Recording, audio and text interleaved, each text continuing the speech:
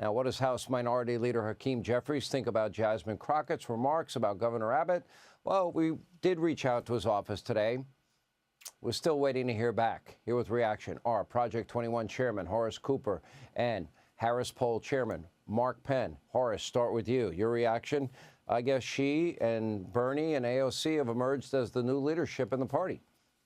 Well, you know, we've talked about this, that the left, the radicals in the left, are greatly harming their party. Ms. Crockett is literally skyrocketing to seniority within the party, and yet what we are witnessing as the American people watch, we face a $36 trillion debt explosion, and she stands there with what I would think sounds like some kind of Marxist minstrel show, instead of actually taking seriously the problems that America faces.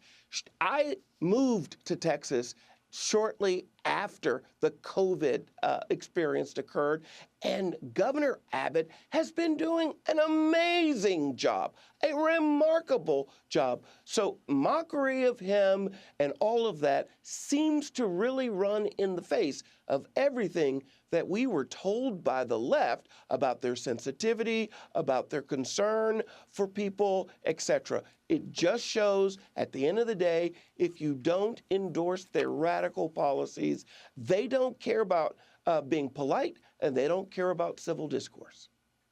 Okay, Mark Penn, two questions in one for you. You are more of a moderate Democrat.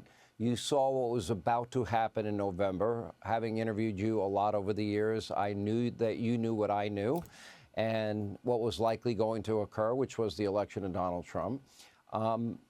You were part of the era of big government is over, the end of welfare as we know it. Has your party become radicalized? If there are moderates that you think are in the party besides John Fetterman, can you name them? Well, first of all, we're going to have to see what happens in the next presidential primary. I know right now, after this defeat, the Democratic Party is leaderless. And AOC and Bernie Sanders are going around, and they're trying to, I think, take the party even further to the left, when the evidence is the problem with this party is it's too far to the left for America. It's got to get back to the center if it ever hopes to get back into government. I think that's the most important lesson here. It's not happening. Jasmine Crockett, AOC, move over. There's a new act in town, a new person who can raise money, a new person who kind of adds to the show of the left. All right, but you're not answering my question. But social media popularity is not the same. All right, we saw groupthink at the president's joint speech before Congress, right? They held up their bingo cards. They wouldn't stand for moms that lost their children. They wouldn't stand for a young man that beat cancer. I've talked a lot about that. The Democrats, they took a stand in the Senate. They are championing the right of men to play women's sports. They're standing for the rights of illegals over the safety of Americans. So my question is, give me names. Who would you say is a moderate Democrat today? As many people as you can think of. Well, I would have liked to have seen, look, I would definitely like to have seen Josh Shapiro as someone who I thought Harris should have named as vice president. I think he could be a very good centrist candidate. He's governor of Pennsylvania. I'm talking about Washington. Who in Washington? All right, that's a fair answer. Do you have any others? Well, it's a small list right now.